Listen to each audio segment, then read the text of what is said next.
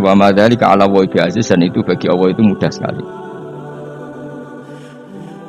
Nggih kula bolak-balik matur terus dalam ilmu hakikat diterangkan manusia itu memberi kontribusi pada pilihannya itu tidak sampai 1%, mungkin tidak sampai. Misalnya kalau orang ditanya kenapa makanan ini enak, ya jawabnya biasanya gampang, karena ini sate, kebetulan saya suka sate, terus bilang enak. Begitu juga misalnya hubungan suami istri, senang kumpul bojo mergo ayu dan sebagainya. Ya itu yang mudah diomongkan. Tapi misalnya bayangkan ke pas mangan sate, satenya enak terus gempa. Padahal satenya tetap enak. Kamu ya tetap sehat. Tapi gara-gara gempa menjadi tidak enak. Berarti yang benar kan mangan sate gue enak, syaratnya gak pas garam gempa. Ono syarat meneh, ora konangan sing utangi. Padha kowe ngloni bojomu sing ayu, iku syarat enak iku kudu ora ono gempa. Ora pas ngamuk. Pas ngamuk lah ya tetep ayu, tapi kan kowe ora seneng. Artinya gini loh. Ketika manusia mengatakan mampu, sebenarnya ada sekian hal yang manusia itu tidak ikut melakukannya, tidak ikut menciptakannya. Misalnya kue nyupir, supirana enak, punya pengalaman, tidak kecelakaan karena apa? Nyupir kue enak, mobilku normal. Mobilmu normal lah, wabrak mobil yang mabuk, apa? Nah di sini ini manusia dituntut, diingatkan terus, kamu itu butuh Allah, rahmat Allah itu yang melindungi kamu, bukan keahlian kamu, bukan kecakapan. Karena tanpa itu semua tidak bisa, semuanya Allah. Ya, tapi manusia tadi gara-gara misalnya tadi mobilnya normal, dia punya keahlian nyupir, terus mengklaim kalau keselamatan dia itu karena hati-hatinya dia, karena mobilnya normal.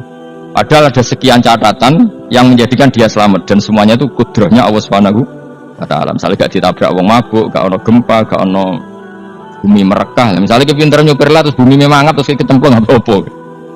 Pemene daerah-daerah kayak ya rasa tak sebut nomor itu. Kira tau muka safayo pun mari tak sebut nomor yang ngeri. Intinya Indonesia aman, tapi kita tenang aja, satunya aman kabeh ora sing aman. Ora usah kuwatir dikui vaksi, ora usah kuwatir meteor jatuh, kabeh ya potensi napa? Potensi semua. Sehingga ini sedikit saya ijazahkan. Suatu saat kata Rasulullah, saya yang Mu'ad melihat kamu hanya sejengkal di depan para ulama ketika nanti di akhirat. Terus Mu'ad tanya, Rasulullah tanya, kenapa kamu hanya satu jengkal dengan derajatnya para ulama ketika sowan Allah? Jawabnya Mu'ad, kamu punya amal apa? Jawabnya Mu'ad, ya Rasulullah, saya tidak pernah melangkahkan satu kaki, kecuali saya tidak pernah yakin apa bisa melangkahkan kaki yang satunya. Dan saya tidak pernah mengunyah satu makanan, kecuali saya juga tidak pernah yakin apa bisa menelannya. Dan saya tidak pernah bernafas satu nafas, kecuali saya tidak yakin apa bisa nafas berikutnya. Saking dia tergantung ta'aluk semuanya sama kudrahnya Allah Subhanahu wa ta'ala. Kalau kita ini kan sok, kalau makanan sudah di depannya kayak pasti bisa makan. Kalau dia sudah sehat jalan seakan-akan pasti bisa meneruskan. Padahal 0, sekian detik gue melaku dihantam mobil ya selesai. Misalnya stroke ya selesai, tidak bisa aja. Hingga para wali-walinya Allah itu orang yang fi lahdotin min lahadotagi, setiap kedipan dia, setiap perilaku dia itu hanya ta'aluk ambil Allah Subhanahu wa ta'ala. Itu yang disebut ya yuhannasu antumul fuqara'u ila. Nah kemudian resiko makom ini, ya semua makom tak ada resikonya. Resiko makom ini itu biasanya dia lupa doa. Kenapa lupa doa? Karena doa itu terdefinisikan. Tak wari ilmu hakikat terus rumokno wis ora paham lah tak ulangno. Ya resiko ilmu saya ingatkan ya. Ilmu itu kan ada dua, ada ilmu yang karena didefinisikan dan itu akhirnya menjadi masalah. Sebenarnya ilmu itu tidak perlu definisi. Kedua, ilmu yang kita rasakan. Misalnya gini, kalau saya tanya, kamu pernah nggak minta jadi punya uang banyak? Nggak, tanya, pernah nggak minta? Terus artinya minta itu apa? Terus kita mendefinisikan, menengadahkan tangan, bilang ya Allah, saya minta uang banyak, saya minta ingin beli mobil. Itu namanya apa? Nggak jawab saja. Doa kan? Itu kesalahan kita mendefinisikan doa itu misalnya menengadahkan tangan dan memohon dan menyebutkan permohonannya itu terus disebut doa. Tapi kalau menurut Allah, sistem tubuh kamu yang menghendaki punya mobil, sistem tubuh kamu yang ingin punya uang banyak, reaksi tubuh kamu yang terhinakan karena ditagih orang atau butuh uang, ini menurut Allah ya sudah kamu itu peminta-minta. Saya ulang lagi ya. Sehingga menurut Allah kamu minta tidak minta ya tetap berstatus peminta, pengemis. Nah, orang-orang yang sudah wusul, meskipun itu kondisional ya, tidak selalu. Itu ya dia pikirannya mengadahkan tangan apa enggak ya sama saja tubuhnya merasa minta, sehingga dia tidak perlu mengekspresikan minta. Nah, terus orang yang fikih bilang seperti itu tuh sombong, wong kok gak tahu dungo. Sebetulnya keliru vonis orang fikih. Bagaimana mungkin dikatakan sombong? Dia reaksi tubuhnya, elemen tubuhnya sebetulnya meminta. Dia tidak berkategori meminta karena ilmu kadung didefinisikan kalau minta itu yang seperti ini. Itu kan lama. Nanti kalau suatu saat Indonesia yang kuasa itu terlalu NU atau terlalu yang tidak NU, lama-lama ada definisi. Misalnya yang dikatakan tahlilan itu apa? Ya bid'ah, Nabi tidak pernah tahlilan. Sahabat gak pernah nahlilin Nabi, malah nanya kaji Nabi jadi tahlilin. Mana nih tahlilan jalukno sepuro mayit, kaji Nabi jalukno. Sehingga dengan tradisi itu tahlil itu masuk definisi bid'ah karena nggak pernah dilakukan sahabat dan para tabiin. Ya salahnya kamu definisikan. Tapi kalau udah kamu definisikan, sing diarani tahlil ya maca la ilaha illallah. Terus mungkinkah satu bacaan la ilaha illallah dilarang? Wong ra oleh maca kalimat tauhid. Jadi misalnya tahlil iku nglafatno kalimat tauhid. Oke to ya orang ora iso dilarang, tapi nak tahlil iku mitung dinane mayit koyo Buddha, soalnya kriminal. Enak. Ya sudah seperti itu. Makanya banyak orang salah itu karena ilmu kadung didefinisikan. Nah, definisi itu sebenarnya tidak mengikat dalam banyak hal. Ini penting saya utarakan. Ya karena seperti itu. Makanya itu masalah-masalah besar antara kita dan firqah-firqah yang lain, masalah ahli sunnah, terus masalah yang lain-lain. Memang ya sudah seperti itu. Ya saya ulang lagi ya. Ketika Nabi Ibrahim mau dibakar Namrud, itu masyhur cerita itu. Dan kemudian jadi namanya Habib Syah. Habib Syah itu sebetulnya hanya ngutip Habib Abdul Haddad. Jadi syair itu sebenarnya ada di Diwanul Haddad. Apa? Diwanul Haddad. Diwanul Haddad itu syair-syair Abdul Haddad ketika beliau usul, beliau mukasyafah. Terus bagian dinyanyikan Habib Syah terus jadi populer. Saya ulang lagi ya. Tubuh kita, misalnya kamu lapar, perut kamu kan mereaksi minta makan. Andaikan kamu itu Tuhan, kan kamu tahu bahwa perut kamu itu minta makan. Tanpa kita bilang ya Allah saya minta makan, Allah tahu kalau reaksi tubuh kamu minta makan. Sehingga orang yang tidak minta pun asal makomnya makom yang ikrar, mengakui kalau dia butuh, ya namanya sudah minta. Tapi fikih kadang mendefinisikan sing darane minta itu misalnya madhep kiblat terus menengadakan tangan dan sebagainya. Ya sudah kita sebagai orang pengikut ya yang ikuti fikih, yang ikuti tasawuf, sebetulnya itu definisi yang sepihak. Sehingga ketika Nabi Ibrahim mau dibakar Namrud, masyhur itu cerita itu. Beberapa hari mungkin bulan-bulan orang disuruh Namrud tarik kayu sebanyak-banyaknya. Ketika kayu sudah terkumpul mungkin satu lapangan, Ibrahim mau dibakar. Pegawai Namrud itu bingung caranya mencalok Ibrahim. Mereka saking gedene napa? Api. Nak dincalok ke adoh iku ratok tengah. Nak diparekno iku kepanasan. Masyhur. Terus setan zaman iku urung akeh dadi ya setan tenan. Saiki kan duplikate sakeh dadi setan ra tau muncul. Wong duplikate wis napa? Akeh. Singkat cerita setan itu muncul pura-pura jadi manusia terus ditemukan manjanik. Manjanik ya semacam ketepil besar yang jadi mana ya dari kiai tetap pelu haram mereka penemunya setan dari ini tapi nak manjanik penemunya setan itu betul walhasil terus dibikinkan satu manjanik semacam ketepil besar terus Ibrahim dilemparkan ke api lewat apa ketepil tadi idenya siapa setan. Nah ketika di tengah api itu unik, kata malaikat Jibril datang terus tanya sama Ibrahim, ya Ibrahim apa kamu butuh saya? Butuh, alakah haja apa kamu punya kebutuhan? Ya Ibrahim lah, saya tidak punya kebutuhan. Ama ilaika fala, kalau ke kamu enggak, karena kamu makhluk, apapun keren kamu Jibril tetap kamu makhluk. Ama ilaika fala, enggak maksudnya butuh ke Allah nanti saya nyampaikan. Malah dinya Nabi Ibrahim, kalau Allah enggak usah kamu sampaikan ya sudah tahu. Gua baik Jibril, oh aku ditekak kanan. Ya saya ulang lagi, apa kamu punya kebutuhan? Alaka hajalah ama ilaika fala, kalau ke kamu enggak maksudnya butuh ke Allah nanti saya sampaikan. Karena Jibril yang mentang-mentang dekat sama Allah dan tukang memberi informasi. Kata Ibrahim, kalau kau Allah tidak perlu kamu, dia sudah tahu. Itu terjadi nazumannya Habib Abdul Haddad Masyhur itu apa? Hasbi min su'ali ilmuhu bihali. Jadi cukup ilmunya Allah itu menjadikan saya tidak perlu minta. Hasbi min su'ali ilmuhu bihali. Jadi ada kondisi tertentu yang para wali itu, saya ulang lagi, kondisi tertentu yang para wali itu ya tidak minta. Tapi kalau itu ditiru jenengan semua ini jadi keangkuhan. Kenapa? Wes gak ndonga tangani ditenangkan. No, atine ora eling pangeran kan akhirnya ra njaluk tenan itu.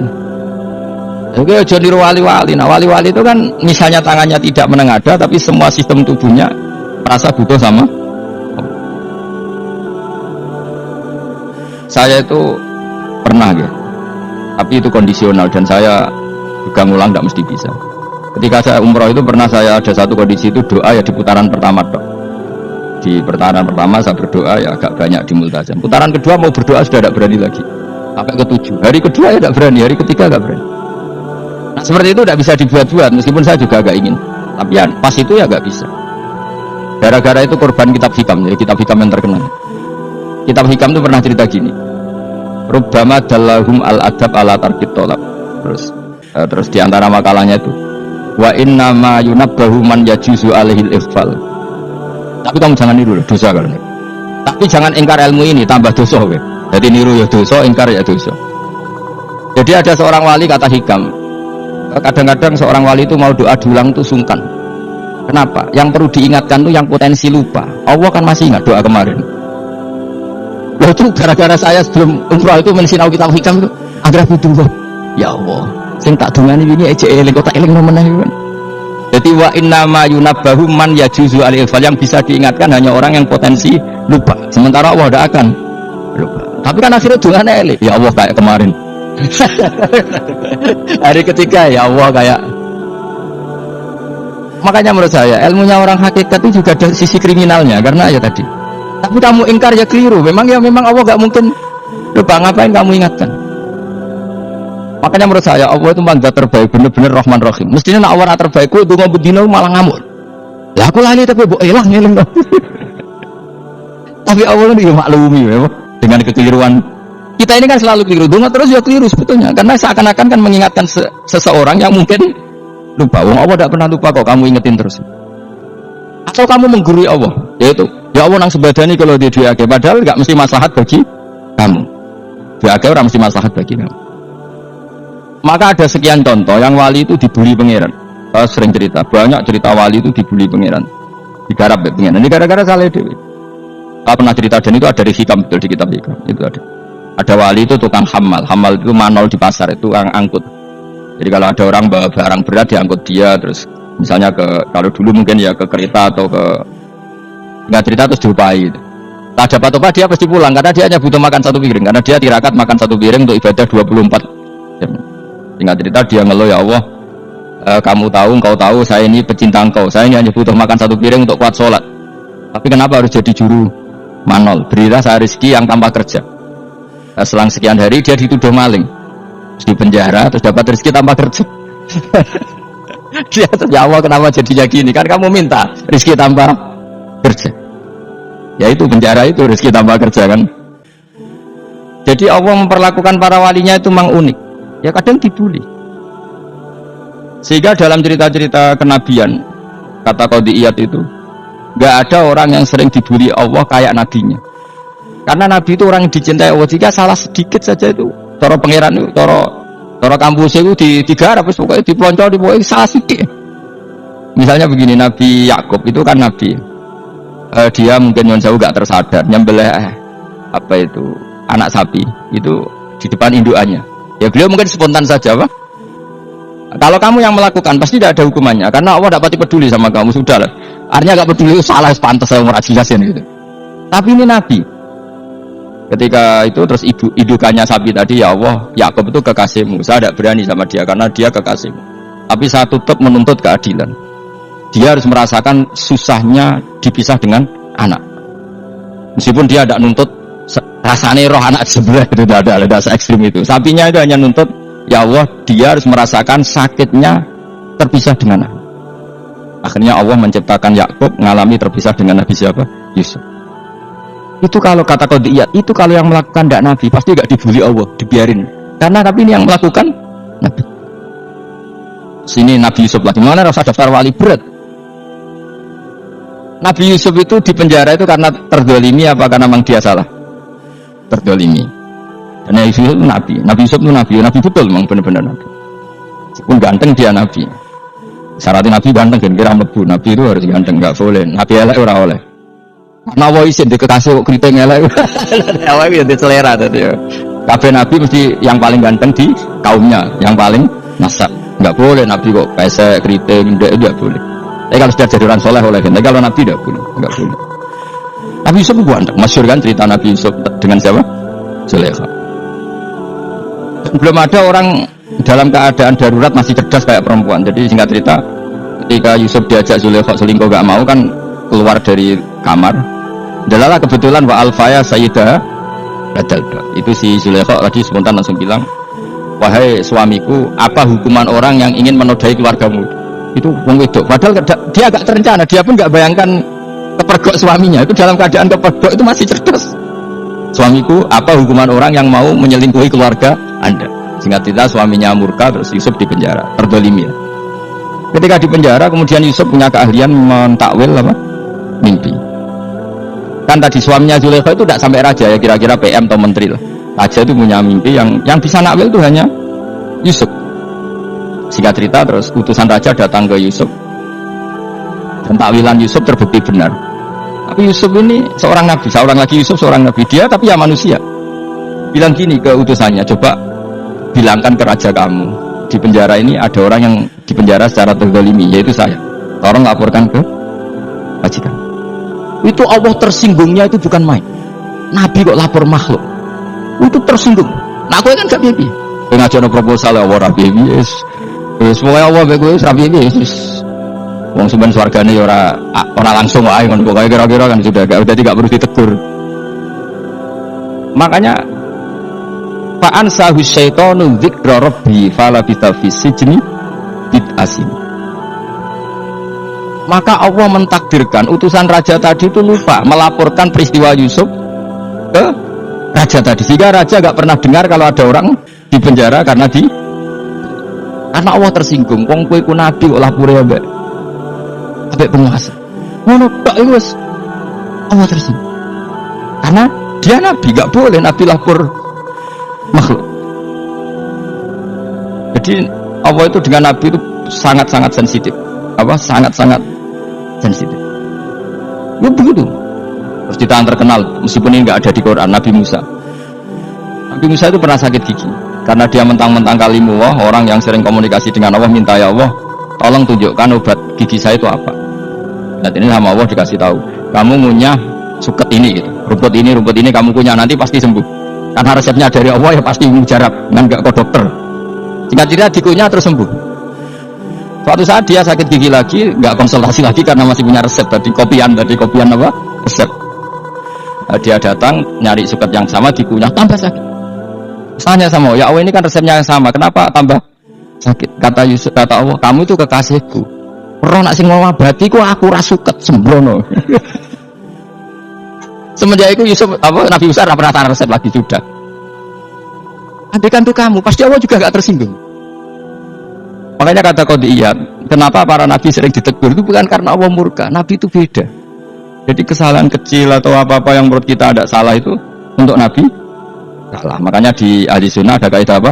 Mimba bi hasanatil abrar sayyi'atul muqarrabin. Pernah dengar kaidah apa? Mimba bi hasanatil abrar sayyi'atul muqarrabin. Sesuatu kalau dilakukan umumnya orang itu hasanah atau kebaikan, tapi kalau dilakukan para nabi itu salah. Karena apa ya? Saking dekatnya dengan Allah. Ulang lagi apa? Mimba bi hasanatil abrar sayyi'atul muqarrabin. Jadi nabi itu beda.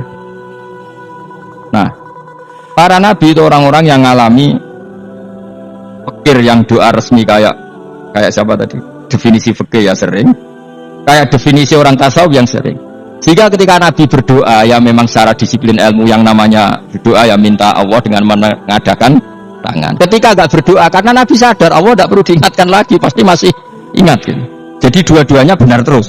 Makanya nabi itu lam yazal fit taraqi, nabi itu selalu naik derajatnya. Karena pas minta ya benar, pas tidak minta ya. Kalau kamu turun terus, pas minta itu karena tomak kamu, hadun nafsi kamu, serakah kamu, tapi nggak tahu diri, pantas tawara dengan permintaan. Kayak gue misalnya jongo jadi wali, ini soalnya Allah tersinggung. Cara tahu tirakat atau jaluk jadi wali. Tapi gak dongo ya Allah tersinggung. Kira tahu dongo. Jadi orang kalau tidak wali itu sudah keliru terus. Yang kok di sepuro, tapi tak kira itu akeh salah. Ya jajal ke dongo wali kok sabtu kok Jilani. Kira-kira Allah tersinggung ngapa nyembadani? Kira-kira tersinggung. Tapi misalnya kira tahu dongo kok pengen kau Imam Syafi'i, Allah tersinggung. Bocah ora didola. Terus piye kadung salah biasa wis. Terus bakat salah no? Bakat salah.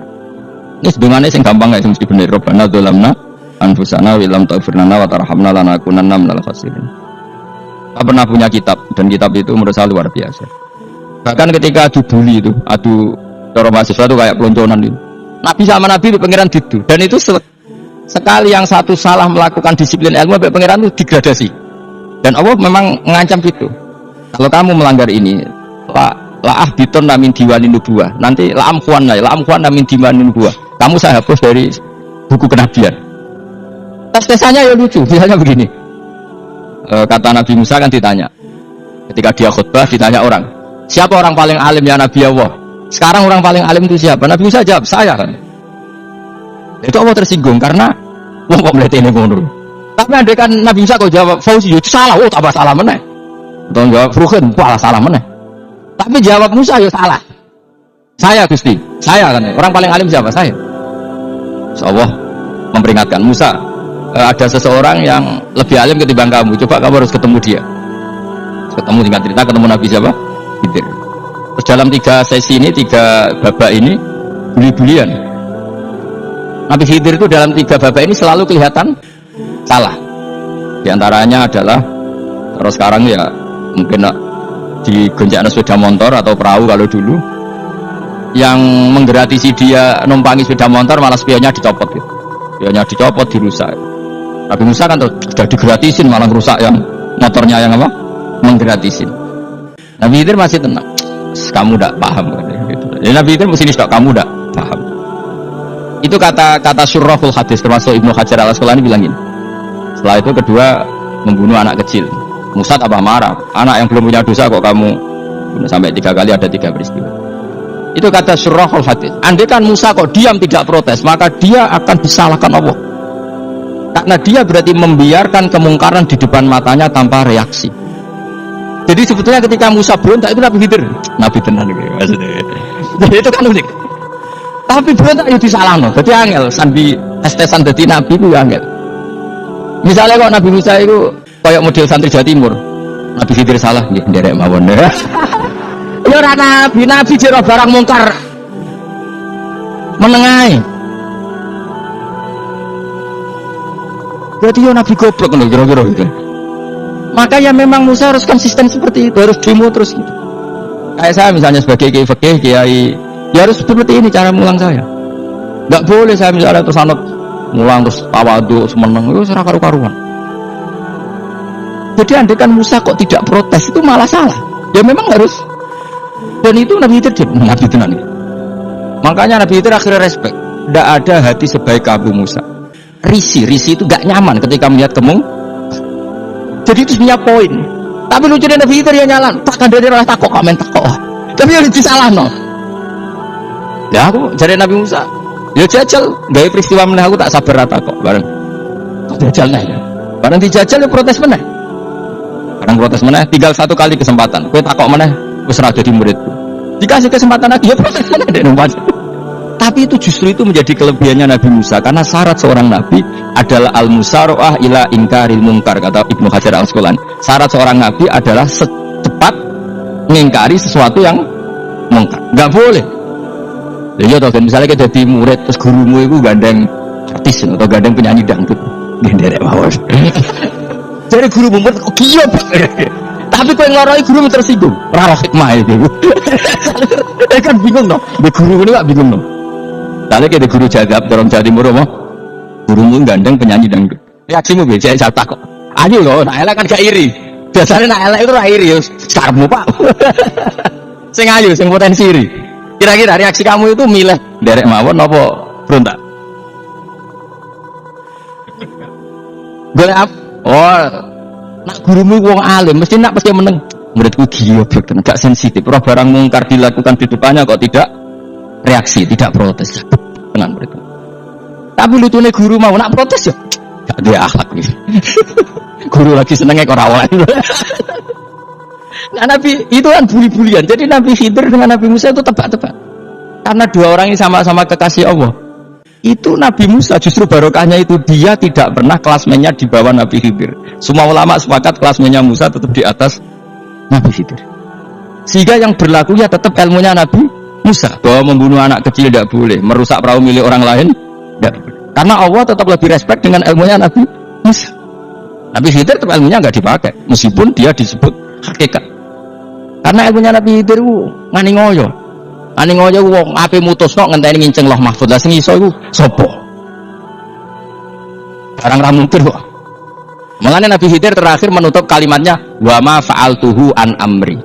Dzalika ta'wilu ma lam tasti alaihi sabr. Aku dhewe nglakoni ini ya ora roh, wis ditetir nglakoni ngene wae. Dadi Nabi Khidir ya ora paham. Jadi wa ma fa'altu an amri itu terakhir kira-kira artinya saya sendiri tidak melakukan ini karena inspirasi saya sendiri atau keputusan saya sendiri. Tahu-tahu saya ditakdir melakukan. Karena pas itu Nabi Khidir disetting semuanya dengan ilmu hakikat, yaitu bayi tadi memang kutiba kafiron. Kutiba kan apa? Kafiron. Memang dia nanti kalau umur nganti tua ditakdir mati kafir. Daripada mati kafir nanti, ya sudah mati sekarang. Tapi nggak mungkin kan ada syariat daripada soben beling mateni gek cilik. Wah ya. Ya ora ono syariat, tetap ikut Nabi Musa. Makanya kata Ibnu Hajar Al-Asqalani itu uniknya Allah sama para wali-walinya. Wali ku kelirullah, itu tetap disenengi pengiran. Pengiran nabi-nabinya ya gejol-gejolkan, ya pancen nak wong. Terus keempat gini. Tadi kan saya punya contoh 3, ini contoh keempat, ini terakhir. Nah, kagian kok ilmu merah cukup, utakmu malah bingung gak? Nabi itu minggat, itu boleh enggak? Tanpa pamit, minggat itu pergi gak pamit, itu boleh enggak? Enggak boleh.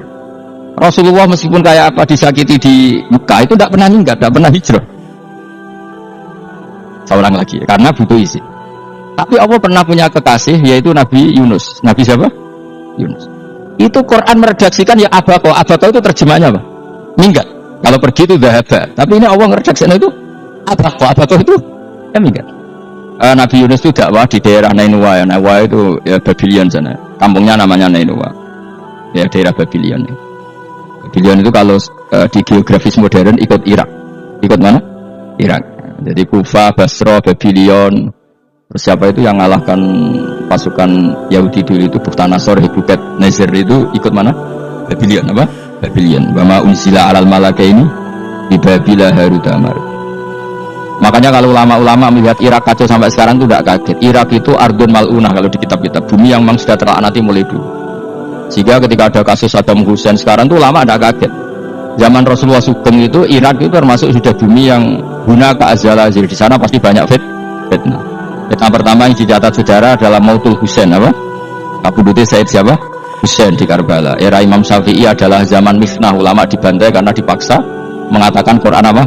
Makhluk. Terus konflik-konflik sampai era Saddam Hussein, terus era sekarang. Jadi nah kita ini ulama sebenarnya tahu tarikh itu. Tapi di era modern kan dianalisis karena campur tangan ini itu ya sudah lah. Sebab goblok nah, daripada ngebantah-bantahan malah rakam. Sebab goblok, sebab pinter. Karena kan analisisnya kan wah ini ada campur tangan pihak ketiga diciptakan ya sauni-uni. Ya kalau intelijen harus ngomong seperti itu. Kalau kita seperti ulama memang dari dulu dicap Nabi hunalika az-zalasil wal fitan. Saya teruskan. Nabi Yunus itu dakwai kaumnya itu lama sekali dan tidak iman. Nah semua nabi kalau kaumnya tidak iman itu diberi hak Allah ngancam akan adanya azab apa? Ngancam akan adanya azab. Nabi Yunus ngomong gitu terusin. Nanti kalau kamu tidak iman itu pasti kena azab. Anggap saja dia ngancam gitu sudah berbulan-bulan. Singkat cerita azab baru tinggal 3 hari lagi. Ayo nang iman tinggal 3 hari lagi. Ya kira-kira dia ngomong misalnya Ahad, berarti Ahad, Senin, Selasa. Atau kamu milih Selasa ya Rabu, Kamis. Singkat cerita Ahad itu dia gak kuat. Wah semane kurang tolong dino kaumku tetap ora iman. Manteng asal minggat ya. Minggat ya jadinya minggat kan enggak punya tujuan, so asal pergi jauh saja. Ada perahu, sekenanya dia naik saja. Namanya minggat. Kalau bawa bekal terencana, bawa visa paspor kan plesir namanya. Jadi minggat itu ya enggak Ya sekenanya nggak persiapan. Singkat cerita sampai ikut perahu nelayan tadi, terus zaman itu ya ada mitos kalau ada gelombang yang nggak wajar pasti ada orang minggat. Ditanya siapa yang minggat, Nabi Yunus kan orangnya jujur, saya kata dia. Ya sudah, yang minggat harus dicemplung gitu.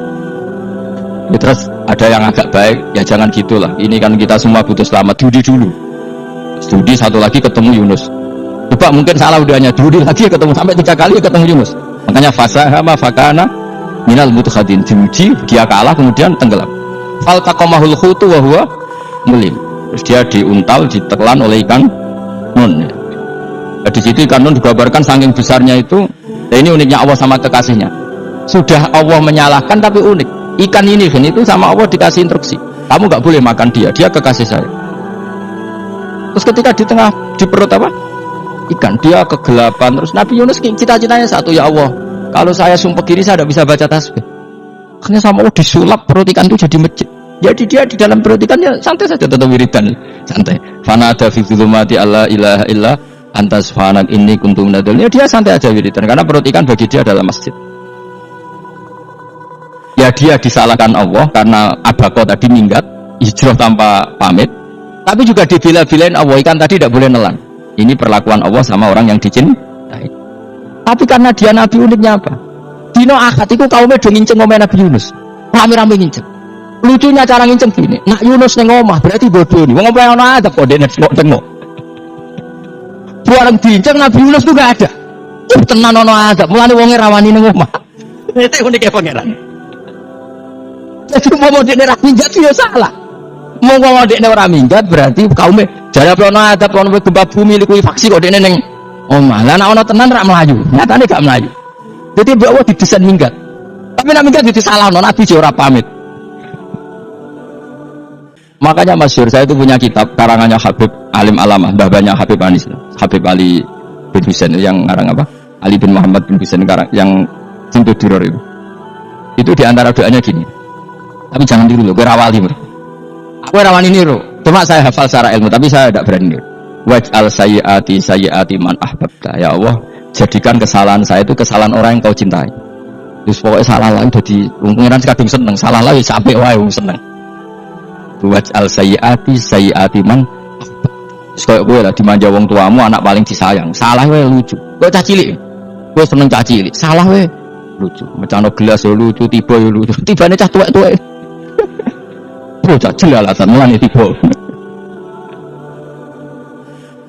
Nah itu orang kau nginceng omahe Nabi Yunus gak ono wong. Wah, berarti azab mau turun betul. Andai kan azab tidak jadi turun, pasti Nabi Yunus berani di turun. Tenang.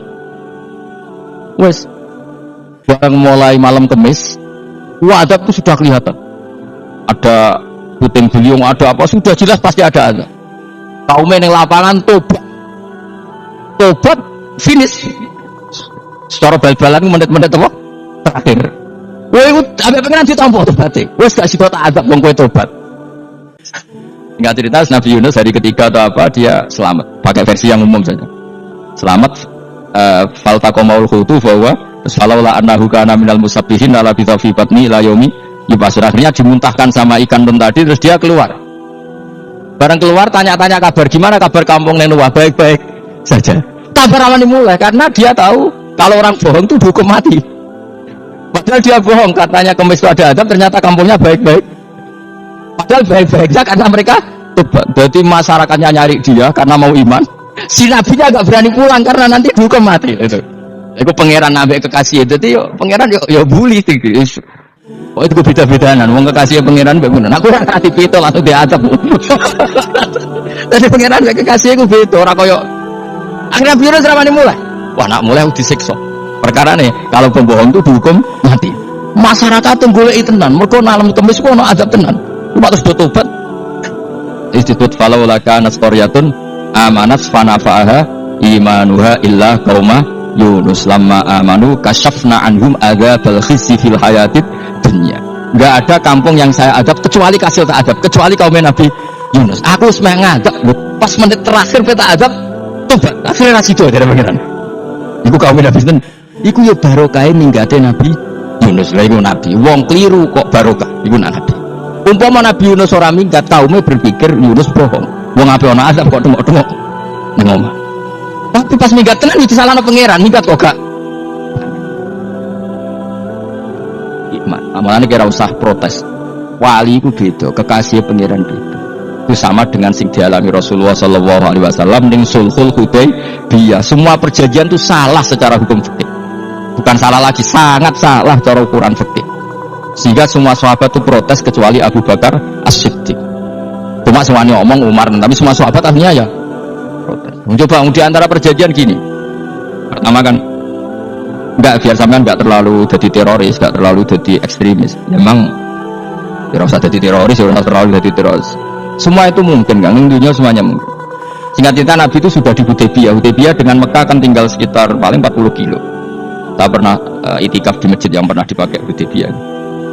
Kan sekarang jadi mikot ya, termasuk mikot umroh di Mekah kan apa? Hudaybiyah kan mikot di yang terkenal kan apa? Jirona, Tanim, Hudaybiyah. Itu perjanjiannya tuh gini. Perwakilan dari Quraisy namanya Suhail bin Amr, siapa? Suhail bin Amr. Perjanjiannya gini, Muhammad kamu tidak boleh masuk Mekah. Kamu boleh masuk Mekah itu tahun depan. Padahal Nabi sudah bilang ke para sahabatnya, ayo kita umroh, dan diberi hak umroh. Tapi setelah sekitar 40 kilo masuk Mekah dicegat sama orang kafir Quraisy, tidak boleh. Nah, Nabi sakit tenang.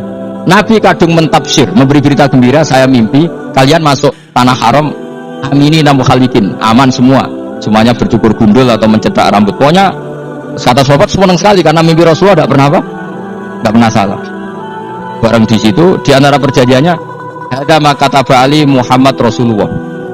Ini perjanjian yang ditulis Muhammad Rasulullah. Kata Suhail, hapus kata Muhammad Rasulullah. Kalau saya tahu kamu Rasulullah tidak saya perangi, tulis Muhammad bin Abdullah. Kata Rasulullah, ya Ali, hapus tulisan Muhammad Rasulullah. Kata Ali, tidak, saya tidak akan menghapus selama Muhammad Rasulullah. Jadi Nabi unik. Hapus gak popoli, masih bu hapus aku tetap Rasulullah. Wong tulisan lagi. Jadi Nabi relax saja. Tapi Ali katanya, fawwama ana bimakhihi abadan, saya tidak akan menghapus tulisan itu selamanya. Kata Nabi, kena ragilem hapus, tanganku didono, aku sih hapus. Nabi kan umi, tidak bisa baca terus. Tangannya Nabi sendiri yang dilewatkan Ali ke tulisan itu sehingga terhapus. Nabi ya relax. Wong tulisan wae aku ora ditulis Rasulullah ya tetap Rasulullah. Nabi masih relax. Terus perjanjian kedua, kalau ada orang kafir Quraisy masuk Islam harus dikembalikan karena berarti keluar dari habitat. Tapi kalau sudah Islam kok masuk kafir lagi harus dibiarkan karena berarti kembali ke habitat. Nabi bilang ya enggak masalah. Semua perjanjian itu merugikan Islam. Itu secara fikih pasti salah. Akhirnya Umar itu protesnya keras sekali. Ya Rasulullah, apa engkau masih nabi? Lu takai itu setengah. Apa engkau masih nabi? Dan Nabi siapa santai bala, ya saya masih nabi. Tapi kenapa kamu hinakan kita dan memberikan kehormatan pada orang-orang kafir itu? Jadi kan Nabi lucu. Ya agama itu kayak pangeran. Masih aku perjanjian ning ngono kok pangeran sing ngangkat agama iki tenang wae. Kan Nabi ku unik. Perjanjian dia manusia gampang. Jadi Nabi itu sangi imannya Allah tetap yu'izzu hadzal. Allah pasti memuliakan ini agama. Apapun perjanjian diciptakan manusia. Makanya bapak saya, Mbah Mun, guru saya itu ngaram-ngaram tenan mikir Islam. Islam mbok pikir haram, ora sing duwe. Ben ngono. Dunia rusak kok apa ben, tetep Islam itu mulia. Rasa mbok pikir wis keliru-keliru lah perjanjian dunia keliru lah. Dia coba Uni Soviet kayak apa hegemoninya? Kayak apa kuatnya Uni Soviet? 100 tahun mengkooptasi Uzbek, Tajikistan dan tapi apa bisa menghilangkan keimannya orang Uzbek Ceknya? Ketika Uni Soviet bubar langsung malah negara-negara itu jadi persemakmuran yang negara apa? Islam. Indonesia kayak apa dikooptasi? PKI dijajal Londo 350. Mbah Soleh Darat alim zaman Londo, buyut-buyutku alim zaman Londo. Iku semondok Mekah ya alim. Zaman PKI ada wong alim. Saiki zaman Islam Nusantara apa ono sing alim koyo. Jadi Islam menarik zaman wis di regani negara, zaman rung dinegani negara wis mul. Karena ini agama milik Allah. Punya ketahanan yang luar biasa. Mana dari Nabi tentang perjanjian salah lamar. Enggak apa-apa. Inna wa ta'ala a'azza hadati. Inna wa ta'ala la yudi udinahu wa la yudqatu. Pokoknya pengiran bakal ngembar agama ini orang masalah perjanjian keliru lah. Perjanjian ketiga itu semuanya merugikan Islam. Tapi apa kata Abu Bakar ketika protes Nabi enggak dijawab? Datang ke Abu Bakar.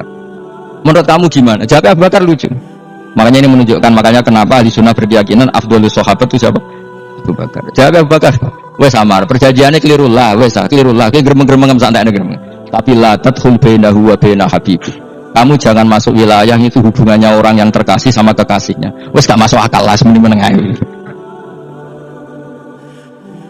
Ya sehingga ya sudah Allah punya. Ternyata nah perjanjian keempat ini yang agak Nabi hanya minta gini dok. Itu saya turuti semua, tapi saya minta satu hal kata Nabi. Bolehkan diskusi tentang Islam terbuka. Makanya diskusi terbuka itu baru kata Nabi. Jangan larang orang mendiskusikan Islam. Itu dok mintanya. Oke dari Suhail, diskusi wae pikiran Suhail kan diskusi wae. Enggak masuk Islam, diskusi. Jangan larang orang yang membicarakan Islam secara terbuka. Ada kata terbukanya. Dari Suhail, oke enggak masalah. Itu dok yang itu pun enggak jelas menguntungkan Islam apa? Enggak. Akhirnya apa yang terjadi? Baru Nadwa, tempat-tempat pertemuan cara sakniki gerdu, gedung parlemen. Semuanya itu diskusi. Sakjane Muhammad itu sapa? Konsep Islam ku piye? Dan semua yang cerdas juga sakjane yo bener Muhammad. Mbah Watu banyak goblok tenan. Wah jadi goblok tenan watu kok di. Terus nak Yahudi, Yahudi yo ora bener bisa, Nasrani yo ora bener pangeran tol. Wah diskusi. Suwe-suwe hasil diskusi sepakat. Banyak yo tetep bener Muhammad. Tetep bener Muhammad. Akhirnya hasil diskusi itu akhirnya mereka membatalkan perjanjiannya sendiri. Perkara yang baru baik Allah. Malah Nabi ketika balik di Madinah, Umar sempat protes nih dalam. Oke ya Rasulullah, saya terima konsep Anda, tapi saya menyisakan satu pertanyaan. Jadi jenengan ini ada ayat yang nurjuna la tadkhulunal masjidal harama insyaallahu aminina muhalliqina ru'usakum. Lah kok nyatane ra sida mlebu Mekah, malah kita terusir kembali lagi ke Madinah. Iku Nabi yang agak lucu ngendikan. Mak, ning ayat iku ra gak ono taune. Apa ono ayat iku tahun iki? Sing ngatene tahun iki ra kowe. Jadi Nabi yo ora ono taune ya. Ora ono taune kok tahun iki dhewe kan kira-kira. Ayat itu kan gak ono taune, Umar sing biar nafsiri tahun ini. Mau suatu saat kamu akan masuk Masjidil Haram. Tapi kan gak ada tahunnya ayat itu. Apa di ayat itu ada tahunnya Umar? Dan Allah bilang tahun ini ya enggak. Ya sudah kalau gak ada tahunnya, pokoknya mesti kapan-kapan terjadi. Tapi orang saya ikut. Kalau sudah rugen kan gak ada tahun nih. Orang saya mau aku dong gak ada suga, tapi tanpa tahun. Itu sesuai. Nah, akhirnya apa yang terjadi? Ada diskusi masif di Mekah. Setiap yang cerdas, setiap Nabi tanya Abu Sufyan siapa? Nabi mau komentar gini dah, sama siapa otaknya? Misluhu la yajhalul Islam. Kalau Islam sudah didiskusikan, otak secerdas Ikrimah bin Abi Jahal, secerdas pasti tidak bodoh tentang Islam. Maknanya pasti akal yang waras memilih Islam. Wah, akhirnya Islam jadi masif. Ya sudah, karena Islam sudah masif, tokoh-tokohnya cenderung Islam, akhirnya perjanjian itu dibatalkan sendiri. Akhirnya waro'aitan nasa yadkhuluna fi dinillahi afwaja. Karena mereka berbondong-bondong masuk Islam. Itu artinya apa? Nabi itu gaya perjanjian cara fikih keliru wae, cara fikih cara zahiri keliru wae, tetap barokah karena punya hubungan khusus dengan Allah Subhanahu wa taala. Makanya la tadkhul bainahu wa baina habib. Bukan kayak ya sudah seperti di pangeran. Makanya Sayyid Ali itu Sohibu Simtiduran Adumau di antara doa waj'al sayyiati man ahbabta. Jadikan ya Allah kesalahan saya kesalahan orang yang engkau cintai. Karena ulama nyontono ngene, saiki Nabi Adam ambek iblis itu padha salah to. Enggak jawab. Padha salah, iblis itu salah bodoni Nabi Adam salah. Dilarang mangan wit khuldi tetep mangan. Mau trimo rayuane sinten? Iblis. Tapi wong piye-piye pangeran ku seneng Nabi Adam. Sediluk diusir bar sumat tabahu rabbuhu fataba alaihi wa hada. Bar langsung Adam rong metu ka swarga diwarai. Dampe kepengin tak sepuro nggih, tak warai dungane. Iblis tak diwarai. Ane kena doko, jadi, ane ke, ya pokoknya wong disenengi ku menang kan. Lagi tapi aja doko iku, iku ora bakat wali biasa, wae iki cerita. Ya sudah seperti. Ya, tapi emang ya sudah seperti. Nabi Adam itu urung pati keusir tenan, ku fatalah ko Adam rabbi kalimatin fataba. Jadi urung terlalu jauh dari surga. Kemana lagi pas pertama medun ke bumi ambek Allah diwarai beberapa kalimat sing dadekno di sepuro pengiran. Mergo waj'al sayyiati man ahbabta. Ini penting kalau atur namanya wilayah-wilayah kenabian itu wilayah yang kita tidak pernah tahu detailnya, tapi kita yakin Nabi itu para kekasih Allah. Dan agama Islam itu juga agama paling diridhoi. Maka di zaman apapun, kecewa apapun dengan perjanjian dengan negara maupun dengan dunia, Islam tetap di rumah pangeran. Wis ora usah kuwatir. Mikir Islam ku keliru. Nangit mayo oleh mikir keliru. Agamane pangeran kok pikir. Saya masyhur. Sayyidina Umar itu kan khalifah paling sukses masalah futuhat. Di masalah apa? Futuhat. Dan Ibnu Umar setiap jalan-jalan itu dibully sama orang-orang. Ya Ibnu Umar, mbok ya kamu itu minta sama bapak kamu supaya dia nyebut penggantinya siapa. Atau bikin suksesi lah. Jangan kok dia khalifah sukses kemudian tidak jelas guntrungannya. Kan dia tetap mati suatu saat. Saking gak kuatnya Abdul bin Umarnya matur, ya Abah, engkau harus suksesi, siapa yang pemimpin setelah jenengan. Ya kenapa? Orang-orang bilang kalau ada orang misalnya penggembala kambing terus ditinggal gelanggang itu dianggap dosa karena kambingnya pasti bocor. Apalagi ini urusan umat. Kamu tahu-tahu mati sebelum suksesi ini pasti kacau. Umar langsung marah. Agama Islam itu gak sama dengan kambing, kata Umar. Agama Islam agamanya pangeran, mesti diurusi pangeran. Aku mau khilafah, aku mau suksesi. Nah, aku rasa mikir, engkau ora diurusi pangeran. Jadi Umar itu justru sangi hormatnya sama Islam itu dengan cara gak mau mikir Islam. Gak mikir berarti gak khidmah, dia tetap mengkhidmati Islam. Seperti saya ini kan yang khidmati Islam lewat mulang. Tapi aku ora tahu mikir nasib Islam. Islam ora kondang piye. Ditinggal Abu Bakar melaku, Umar melaku, Wali Songo mbek kowe rak mulya Wali Songo. Saiki durus mudun yo mlaku, durus KUA yo mlaku. Durus mubalek sing kadang matre yo mlaku. Berapa kiai sing dadi oknum perkara proposal yo agama yo. Wong bapak udah konco kiai ku mudin, anake mondok. Bareng saking suwene dadi mudin, zaman iku mudin urung untuk gaji negara. Anake njuk dhuwit mending spontan. Cung ora ono mati kok njuk dhuwit. Mergo nek ora ono mati ra entuk rezeki. Cung ora ono mati kok njuk dhuwit. Mun iku agama yo ra piye-piye coba. Mergo agama iki diurusi Allah. Ayo nabi palsu ben pira wae, mulai Musailamah sampai Musaddaq sampai Lia Eden. Kurang lagi. Mulai wali palsu, kowe Rama dosa, Rama apa iku. Kowe ono kabeh ora masalah. Uni Soviet kayak apa mengkoptasi ceknya Uzbek. Akhirnya ya kalah Uni Soviet. Saiki ceknya Uzbek dadi negara apa? Islam. Kayak apa Donald Trump, Islamfobia, tapi sekarang orang Amerika malah berbondong-bondong masuk apa? Islam kayak. Mbok pikir malah Islam mbok konsepnya malah rusak. Mergo terus demi metodologi. Harusnya penyebaran Islam itu begini. Harusnya Mbah Mungkira pangeran kok muni harusnya. Islam kadang melakukan lewat mudin, lewat. Saya itu punya santri, ini kisah nyata. Itu lahirnya di Bali. Itu bisa baca Fathul Mu'in. Akhirnya di Bali. Bahkan dia ketika SD itu tukang mimpin lagu Hindu. Bali itu Hindu. Karena dia ketua kelas, tapi Islam. Cuma-cuma. Jadi kayak gitu. Gara-gara jadi bapak itu bakal sate neng Bali. Ya bakal sate berhubung sukses, ponakane misalnya diajak orang Madura kan gitu. Aslinya orang Madura. Setelah kampung itu menjadi kampung Muslim, lama-lama berkebutuhan punya masjid. Berhubung wis anake kiai ana masjid mosok ora di wong alim. Akhirnya anake dipondokno di Jawa. Pondokno di Jawa iso maca muin terus ngaji sama saya. Jadi saiki ning Bali ku ana wong ora muin ya ana santrine di Bali maca Fathul Muin. Ning Jawa kadang wong ora iso maca muin. Jadi untuk mau bakal sate muter terus kita butuh.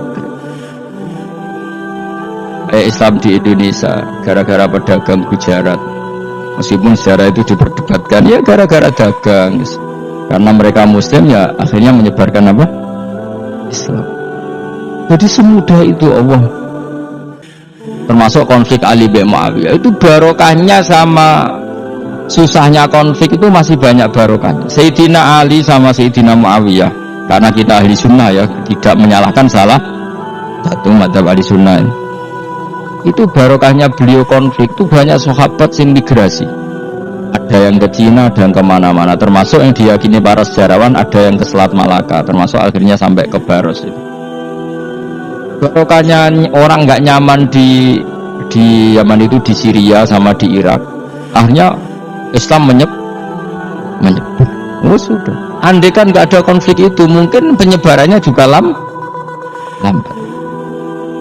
Makanya saya bolak-balik bilang, setan itu ono goblok. Bongkor melok ngaji saiki. Nah, setan ora goblok piye? Kalau ada anaknya kiai 5 lanang kabeh sih, alim kabeh itu didu. Mergo rebutan pondokin induk. Aslinya pondok satu titik di desa itu. Misalnya ning bidukan ya di meja. Gara-gara tuh konflik itu terus sing sitok minggat ning Kalimantan. Gara-gara anak kiai yo gawe pondok ning Kalimantan. Sitok minggat ning Sumatera, anak kiai yo gawe pondok ning Sumatera. Cara setane gak ngedu, malah pondok tetap satu titik. Tapi setan iku goblok ora roh, akibat ngene iku ora roh. Akhire dulur didu menyebar. Wong saleh menyebar ning ndi menyebarkan sujud, menyebarkan Jadi setan yo ono goblok, mung ora ngaji, kok nak ngaji dene roh, ana ngono ora usah ngono. Andai kan tidak diutik kan satu titik. Nggih betul. Tapi setan niku nak ana wong saleh iku didu. Nak didu ana sing kecewa minggat. Lah minggate wong saleh gak ape gawe apa? Mosok ape gawe dugem. Mulane kula anggere ana wong saleh tukaran Gus iku tukaran gara-gara tukaran sak minggat ning Papua ya alhamdulillah kowe meneh. Apik. Kula niku ra Gus kancaku ya Gus-gus sing minggat nggih kuat. Angger pamit kula ora tau tak tangisi. Santur nuwun kok minggat ta bener. Minggate Gus ndak ganti piye. Paling yo gawe bodhok apa gawe opo. Setan nganti saiki belum tahu gitu. Mulane muga-muga ora roh. Jadi artinya nak pangeran ngersakno iku segampang iku. Lha coba di Ponegoro kan konflik sama keluarganya yang dulu ada yang mungkin sebagian pro Belanda. Ning Sulawesi ya tetep gawe napa? Pondok. Engko ning gone wis kowe ngerdeng dinti. Wali Songo. Nang Kalijogo agak pati cocok mbek buyutku, Sunan Kudus. Rapati cocok akhirnya dakwah ning kidul di daerah kene. So akhirnya ono yo to ngono dakwah ro khatam terus dadi Islam macam-macam. Salah terus no. Tapi ya barokah iku ono Islam tok Tingkir, tok Solo, tok Jogja. Cara rapati tukaran yo Sunan Kalijaga men ngewangi Sunan Kudus, Sunan Bonang ning gone. Berhubung barokah tukaran sithik-sithik ya. Jadi bahasa saya itu buyut-buyut itu Sunan Kudus itu luwih dukung Arya napa? Penangsang. Sing Kalijaga dukung wong kene so. Sutawijaya. Embol wis pokoke ora usah diterus-terusno. Oh, saiki wong Jogja diulang Kudus. Buyut-buyut kula niku diang Kudus. Wis ora usah dijero-jerono. Yen jelas barokah. Mumpun ora tukaran yo utek-utek ning Pantura. Barokah tukaran yo tok. Ya itu. Tapi ora usah terus nak ngono tukaran barokah ora usah muni ngono. Pokoke apa ngaran sing ngersakno kabeh barokah. Tapi ora usah diciptakan. Ana suami istri pegatan terus. Ya kadang ya barokah sing wedok untuk bojo luwih bener. Akhirnya alhamdulillah saiki bojoku apik. Padahal sing lanang tau GR, nek pegat iso apa ora piye malah apik.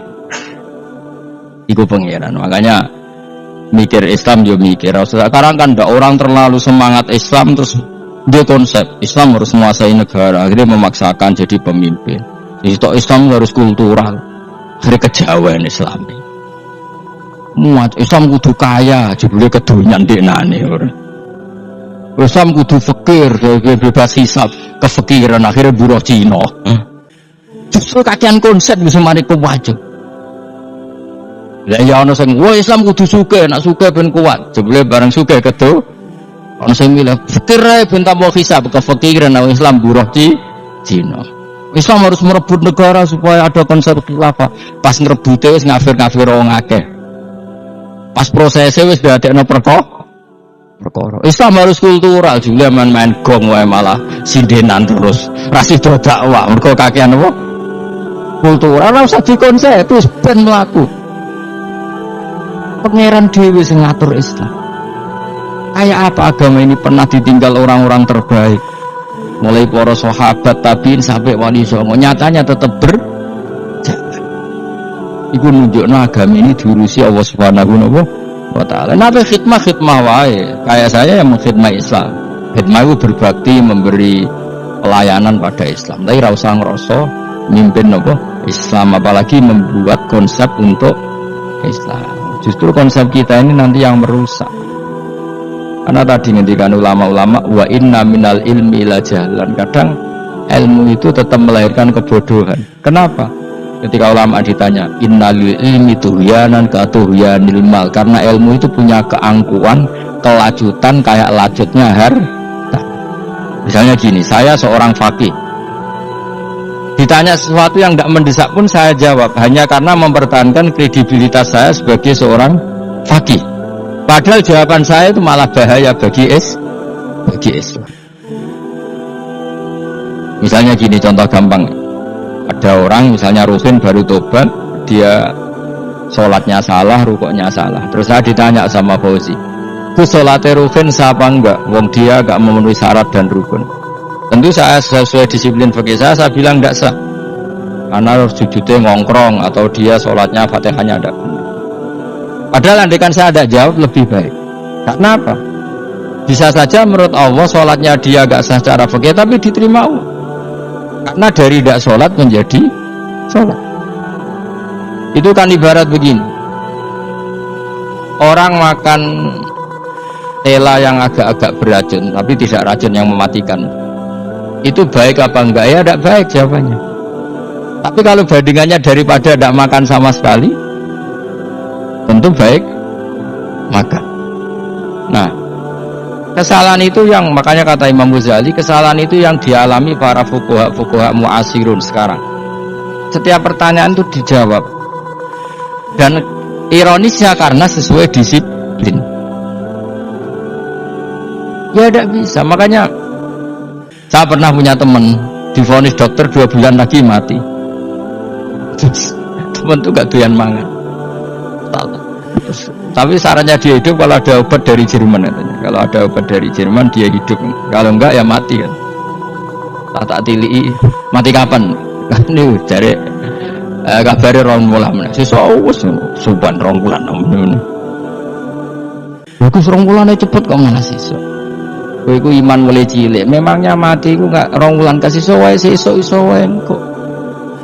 Wong pangeran sing di otoritasnya wae ra jajeni 2 bulan 3 bulan kok dokter jajeni ke percaya. Aneh-aneh wae. Sik tak takoni Israil lah ngono.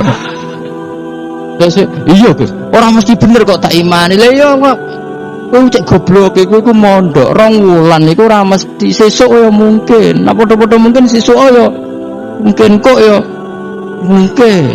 Padha-padha mungkin kok milih sing 2 wulan, milih sesuk ae. Milih sesuk saiki tak istighfar be aku, tak ngaji dadi keren mati sesuk. Yo Gus, jebule bodoh nih, lha itu bodoh biasa. Wis iki urip.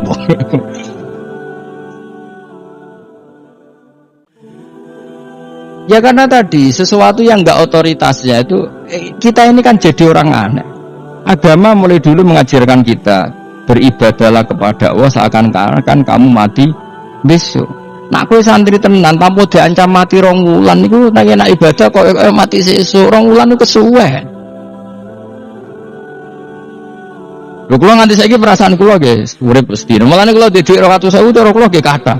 Urip nganti sesuk di dhuwit 200.000 ya piye. Ana wong butuh dhuwit akeh mergo nyangkone urip suwi. Asik kula ager.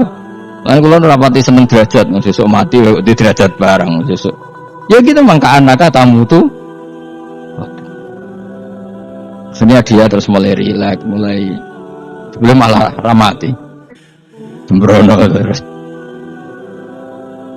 Maksud saya itu kita makanya kembali lagi antumul fuqara'u ilallah. Kita ini butuh.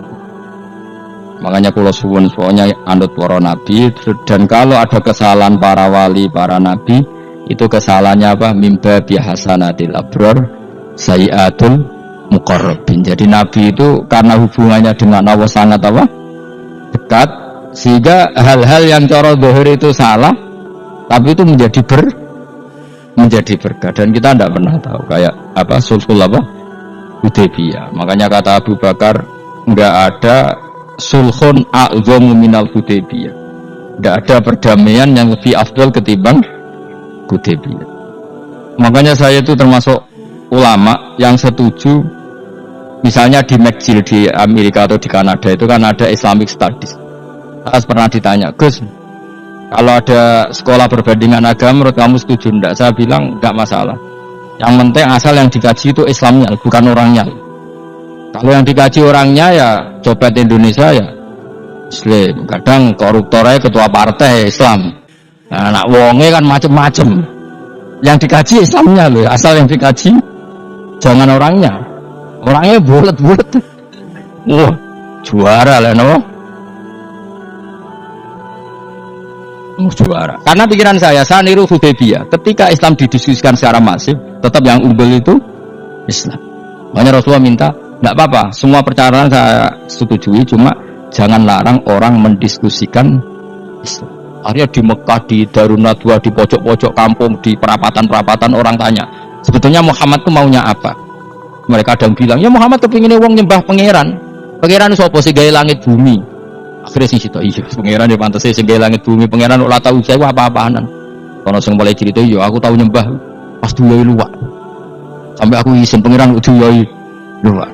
Kono sing cerita meneh, aku tahu pas nyembah pas tangane copok. Wah itu cerita kenaifan-kenaifane pangerane. Ya gara-gara boleh dulu nggak boleh dilarang oleh negara itu benerin Nabi ya. Mau aku jaluk orang boleh mendiskusikan karena kalau didiskusikan pasti ja'al haqqu wa zahaqal mun kula terusna.